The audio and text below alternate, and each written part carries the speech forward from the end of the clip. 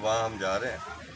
और उसके साथ साथ पिछले दिनों टेररिस्टों ने, जो आतंकवादियों ने हमारे एक नौजवान को घर में जाकर गोली मारी थी, उनके घर भी हम जा रहे हैं, अफसोस करने के लिए जा रहे हैं। मैं आज थना मंडी के साथियों को, जिन्होंने अभी रास्ते में मेरा स्वागत किया है, उनका मैं धन्यवाद करूंगा।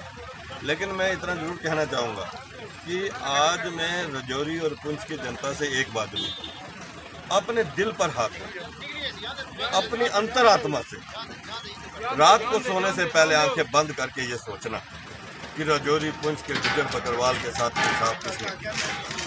इंटर डिस्ट्रिक्ट रिक्रूटमेंट बैन हटाकर गुजर बकरवाल समाज के बच्चों का भविष्य उज्जवल किसने किया।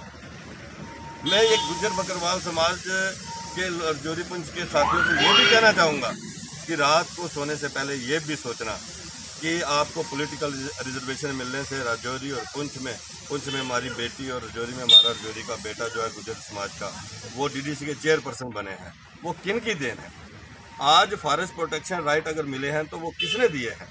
आज ट्राइबल, जिसमें गुजर बकरवाल और पहाड़ी कबीले के लोग हैं, डोको में जा रहे हैं तो उनको जो ट्रक और गाड़ियाँ मिल रही हैं वो किसने दिए हैं? ये जरूर सोचना।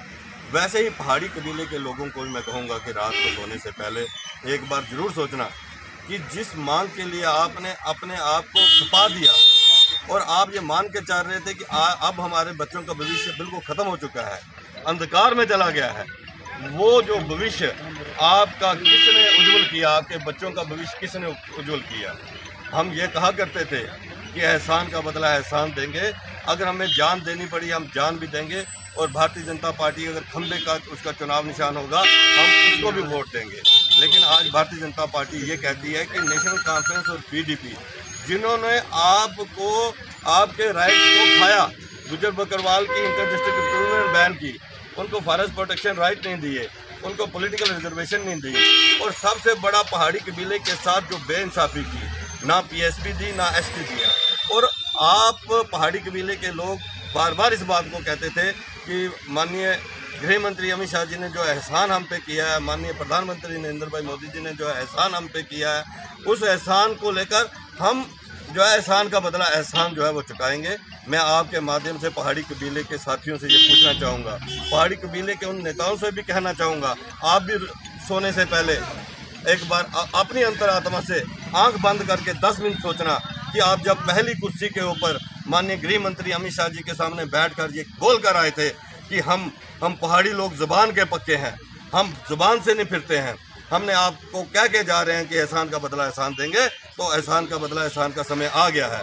भारतीय जनता पार्टी का सीधा कहना है कि नेशनल कॉन्फ्रेंस और कांग्रेस और पीडीपी ये परिवारवाद की पार्टियां हैं। इन पार्टियों ने सिर्फ अपने बच्चों के लिए राजनीति की है, और इसलिए हम ये कहते हैं, इन्होंने अलगाववाद, आतंकवाद और पत्थरबाजी दी है, इन्होंने भ्रष्टाचार दिया है, इन्होंने भाई भतीजावाद किया है। भारतीय जनता पार्टी का संकल्प है कि अनंतनाग राजौरी सीट पर नेशनल कॉन्फ्रेंस और पीडीपी के उम्मीदवारों को हमें हराना है। और पहाड़ी कबीले के लोगों को मैं ये कहना चाहूँगा, उनको हराने में जो एक पार्टी ने संकल्प लिया है, उनको हराने में वो आगे आए और अपने उस वादे को पूरा करें। जी, ये हमारा सीधा मानना है कि नेशनल कॉन्फ्रेंस और पीडीपी को हमें हराना है। उनको हराने में जो तीसरी बड़ी ताकत है, उसको हमें ताकत देनी है ताकि ये दो पार्टियां हार सकें।